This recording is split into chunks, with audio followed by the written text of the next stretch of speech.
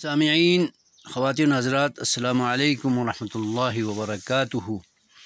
Islamic channel اجالا چاندنی امید سے میں آپ سے مخاطب ہوں۔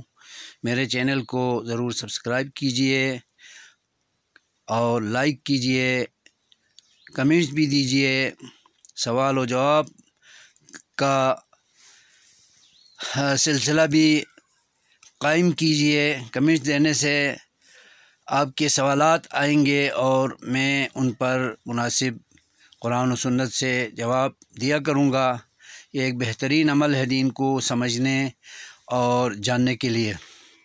آج کا ویڈیو پیغام یہ ہے کہ دنیا میں بہت سارے غلط بیانی کرنے والے اسکالر یوٹیوب پر، فیس بک پر اور دیگر چینلوں پر، اکاؤنٹس پر بیٹھے ہوئے ہیں، جن میں سے جاوید احمد غامدی صاحب ہیں، جو قرآن و سنت کے بہت سے نصوص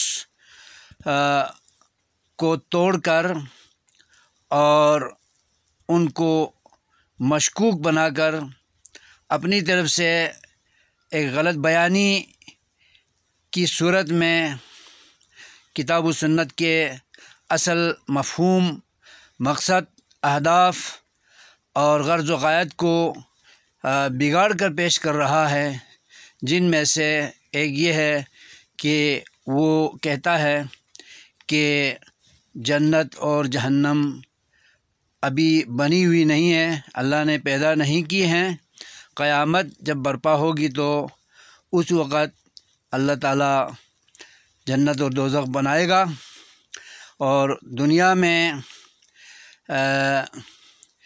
بطور تمثیل کے نبی پاک کو معراج میں جنت دکھائی گئی تھی، دوزخ دکھائی گئی تھی، اور سزائیں بھی، نعمتیں بھی بطور تمثیل کے دکھائی گئی تھیں۔ یہ حقیقت نہیں ہے کہتا ہے، جبکہ قرآن و سنت اس کے بیان کے بالکل الٹ ہے۔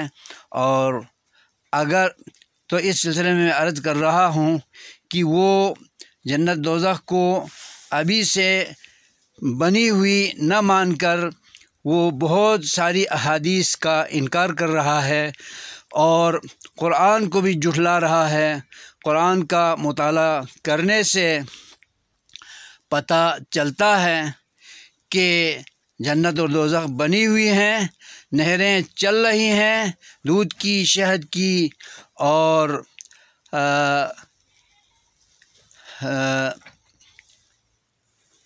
مختلف حوض کوثر بھی، اس کی نہر بھی چل رہی ہے۔ اور اگر ہم ابھی سے جنت دوزخ بنی ہوئی نہ مانیں جاوید احمد غامدی صاحب کے کہنے پر، تو قرآن کے بہت سارے نصوص اور مفاہیم اور عقائد کا انکار عمل میں آتا ہے، اور بہت ساری احادیث کا انکار بھی عمل میں آتا ہے۔ اس طور سے جاوید احمد غامدی صاحب منکر قرآن بھی ہیں اور منکر احادیث کثیرہ بھی ہیں، اس لیے ان کے بیانات کو آپ نہ سنا کیجئے۔